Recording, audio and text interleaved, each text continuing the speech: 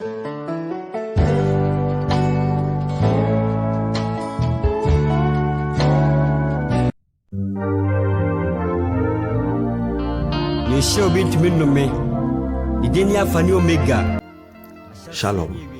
c'est notre émission Instant de grâce. Avant de commencer, je tiens à m'excuser au nom de l'équipe Instant de grâce pour notre interruption brutale des émissions sans aucun avertissement. En effet, c'est le diable qui nous en a empêchés. Paul dit dans 1 Thessaloniciens chapitre 2 verset 18, « Ainsi, voulions-nous aller vers vous, du moins moi Paul, une et même deux fois, mais Satan nous en a empêchés. » En effet, il y a des femmes et des hommes qui rentrent chaque dimanche dans les églises, qui vont dans des chorales, etc.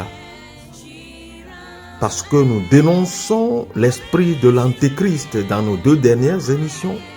Cet esprit s'est saisi de ces hommes-là, de ces femmes-là, pour combattre notre technique, ce qui nous a coûté les 2 mois.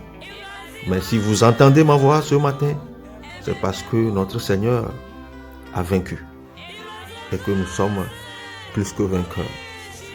Prions. Seigneur, je te rends grâce ce matin. Reçois toute la gloire qui te revienne sous le soleil.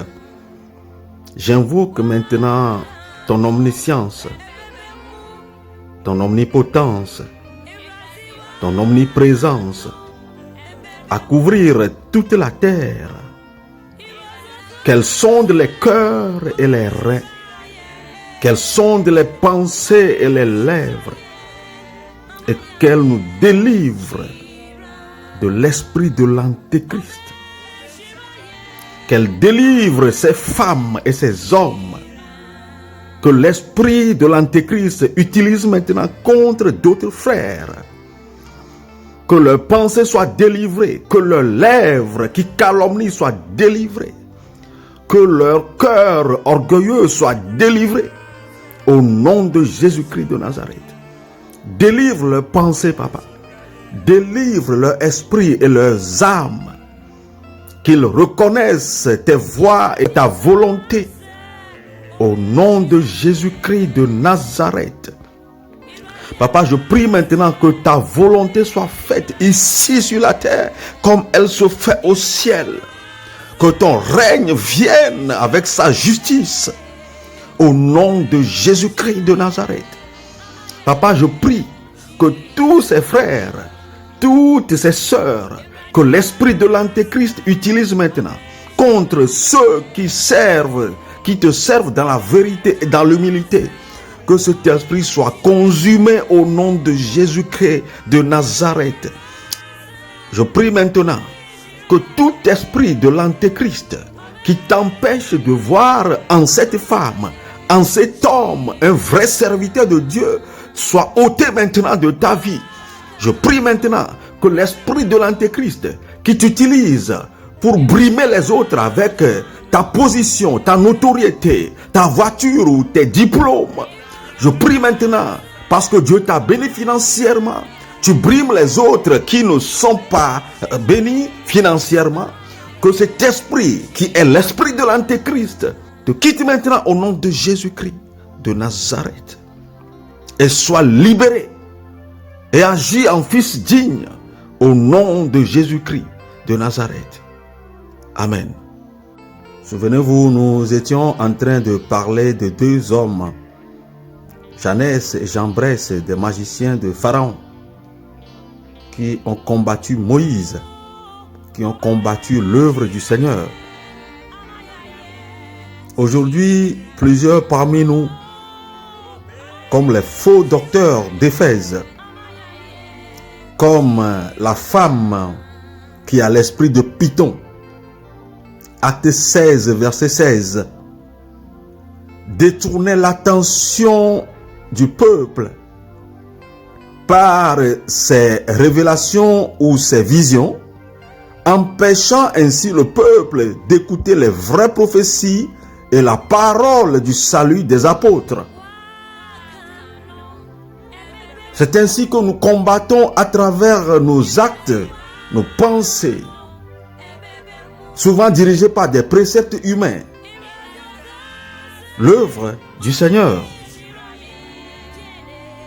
Dans 2 Thessaloniciens, chapitre 2, le verset 9 et 10 dit: l'apparition de cet impie se fera par la puissance de Satan, avec toutes sortes de miracles, de signes et de prodiges mensongers, et avec toutes les séductions de l'iniquité pour ceux qui périssent, parce qu'ils n'ont pas reçu l'amour de la vérité pour être sauvés. Bien-aimés, la grande vérité, c'est que ceux qui combattent les vrais serviteurs de Dieu n'ont pas reçu l'amour de la vérité. C'est tout le nœud du problème. C'est pour cela que je reçois la grâce ce matin pour toi. Que l'amour de la vérité soit semé maintenant dans ton cœur. Au nom de Jésus-Christ de Nazareth. Écoutez, qui sont Janès et Jambres? C'est des magiciens qui travaillent pour le roi, pour Pharaon. Connaissant la vérité, connaissant le Dieu de Moïse, ils ont préféré faire croire à Pharaon que les magies peuvent être au-dessus de Dieu. Ils n'ont pas reçu l'amour de la vérité. Oh, ils connaissent la vérité. Un peu comme certains hommes de Dieu qui connaissent la vérité, mais ils n'ont pas reçu l'amour de la vérité. Ils ne peuvent pas vivre la vérité. C'est pour cette raison qu'ils peuvent en parler, même mieux que nous. Mais quand on confronte leurs faits, leurs actes, ils ne peuvent pas tenir, ils ne peuvent pas faire le poids. Bien-aimés, Jambres et Janès connaissent la vérité. Mais ils ont choisi leur position de notoriété. Ils ont peur de perdre leur position. Ils ont peur de perdre leurs atouts. Ils ont peur d'être disqualifiés, d'être chassés par Pharaon. Donc ils ont préféré combattre la vérité qu'ils connaissent très bien, sachant que le Dieu de Moïse est le Tout-Puissant, parce qu'ils n'ont pas reçu l'amour de la vérité. Paul dit: de même que Janès et Jambres s'opposèrent à Moïse, de même ces hommes s'opposent à la vérité, étant corrompus d'entendement, réprouvés en ce qui concerne la foi. Mais ils ne feront pas de grands progrès, car leur folie sera manifeste pour tous, comme le fut celle de ces deux hommes. Bien-aimés, ce schéma correspond très bien à beaucoup de serviteurs de Dieu, où on peut voir des décisions scandaleuses être prises chaque jour, faisant fuir des fidèles, des décisions scandaleuses qui ont des retombées plus scandaleuses encore. Et cependant, ils ne sont pas prêts à se repentir, ils se maintiennent dans leurs fautes, dans leurs erreurs, exactement comme le diable, l'esprit de l'impie même, les anime chaque jour. Et c'est très visible, très facile à remarquer.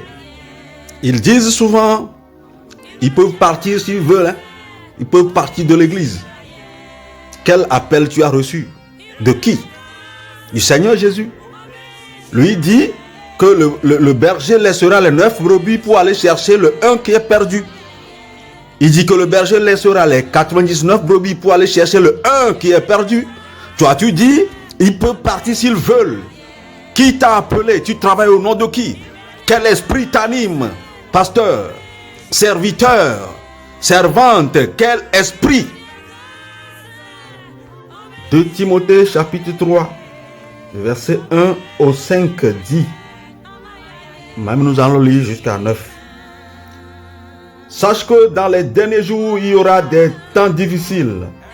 Car les hommes seront égoïstes, amis de l'argent, fanfarons, hautains, blasphémateurs, rebelles à leurs parents, ingrats, irreligieux, insensibles, déloyaux, calomniateurs, intempérants, cruels, ennemis des gens de bien, traîtres, emportés, enflés d'orgueil, aimant l'argent, aimant le plaisir plus que Dieu, ayant l'apparence de la piété, mais reniant ce qui en fait la force.